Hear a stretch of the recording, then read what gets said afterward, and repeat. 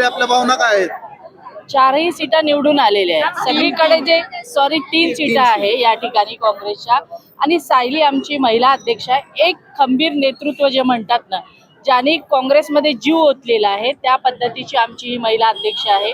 आणि या ठिकाणी सगळ्यात जास्त मतांनी जर कोणी निवडून येईल तर ह्या तिन्ही सीटा येणार आहे. हे सगळीकडून आम्हाला ऐकायला मिळतं. आणि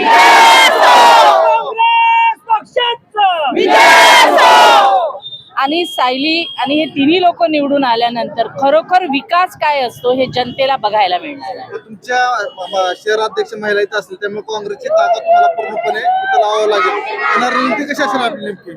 इथे ताकद लावायची गरजच नाही. सायली इतकी सक्षम आहे की महाराष्ट्राचं नेतृत्व एकीकडे आणि सायलीचं नेतृत्व एकीकडे, जर दोन पारड्यामध्ये टाकलं तर सारखंच भरेल अशी आमची सायली आहे. त्याच्यामुळे या ठिकाणी आज आम्ही आलेलो आहे. सायली सक्षम आहे म्हणून आम्हाला पूर्ण ताकद इथे लावायची गरज नाही.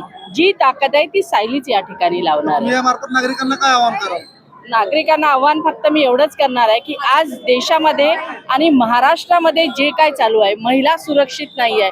ज्या पद्धतीने इलेक्शन पद्धती चालू आहे, आज BMCला 70 लोक हे अनपोज येऊ शकतात. ज्या पद्धतीने आपण नाशिकला बघितलं असेल की मंत्र्यांना लोक चालू देत नाहीये, अशा परिस्थितीत यांच्या बायका अनपोज कशा येतात हे जर आपण उघड्या डोळ्यांनी बघितलं तर आज लोकशाहीचा गळा दाबण्याचा कार्यक्रम भाजप सरकार करत आहे. महाराष्ट्रामध्ये महिला सुरक्षित नाही. एक दुःखद घटना आपल्याला सांगितली पाहिजे. काल सोलापूरला आपण बघितलं असेल की राजकारणासाठी आज या ठिकाणी मर्डर होत आहेत.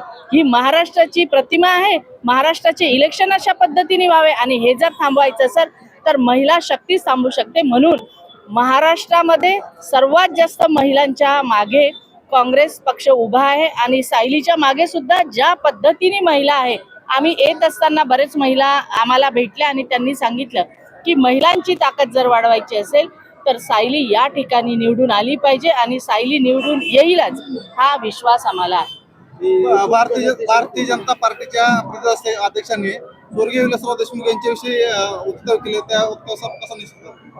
ते वक्तव्य मी बघितलं नाही त्याच्यामुळे मी वाच्यता करू शकत नाही. त्यांनी असं बोललं आहे की लातूरकरांनी विलासराव देशमुख साहेब यांचं नाव पुसण्याची वेळ आलेली आहे. कसं आहे की खरं तर महाराष्ट्रातून नाही देशातून भाजपाचंच नाव पुसण्याची वेळ आलेली आहे. कारण ज्या पद्धतीने घाण त्यांनी पसरवली आहे, ज्या पद्धतीची घाण ते देशामध्ये करताय, तर एक दिवस जनताच त्यांचं नाव पुसेल, विलासरावचं नाव पुसेल एवढे मोठे ते झालेले नाही. अध्यक्ष प्रभाग क्रमांक 22 मध्ये इथं प्रचारासाठी आले आहेत. याविषयी आपण एवढ्या दखल काय घ्यायची? आज पिंपरी चिंचवड महापालिकेच्या निवडणुकीला सामोरे जात असताना प्रभाग क्रमांक 22 मध्ये महिला काँग्रेसच्या पिंपरी चिंचवडच्या अध्यक्षा सायली नडे असतील, आमचे युवक सहकारी काळे सौरभ काळे असतील आणि रमेशजी नागरे असतील, यांच्या प्रचारार्थ आज इथं आम्ही उपस्थित आहे. आणि खऱ्या अर्थानं ही निवडणूक आहे सर्वसामान्य कार्यकर्त्यांची निवडणूक आहे. एकीकडे काँग्रेस पक्ष म्हणून आम्ही या निवडणुकीला सामोरे जात असताना जनशक्ती विरुद्ध धनशक्तीची लढाईला आम्ही सामोरे जात आहे. एकीकडे अफाट पैशांचा महासागर आहे आणि एकीकडे आपण पाहिलं असं सगळी जनशक्ती आमच्या सोबत आहे. आणि अशा पद्धतीने सामोरे जात असताना या तिन्ही उमेदवारांनी सातत्याने गेले 8-10 वर्षांमध्ये या प्रभागामध्ये तळागाळामध्ये जाऊन सर्वसामान्य जनतेचं काम केलेलं आहे. सर्वसामान्य जनतेच्या हिताची भूमिका ठेवलेली आहे.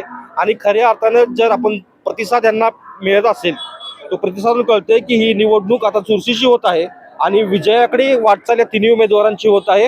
हे आपल्या माध्यमातून मी सांगू इच्छितो. युवक आघाडी आघाडीच्या उमेदवाराच्या पाठीशी आहे. नाही, पाठीमाग आम्ही उभे आहोत आणि जी काही मदत ताकद त्यांच्या मागे देण्याची वेळ आली ती सगळी ताकद आम्ही त्यांच्या पाठीमागे नक्कीच उभी करू. कारण का होत करू उमेदवारांच्या पाठीमागे पक्ष नेतृत्व आहे हा संदेश आम्हाला संबंध पिंपरी चिंचवडकरांना द्यायचा आहे.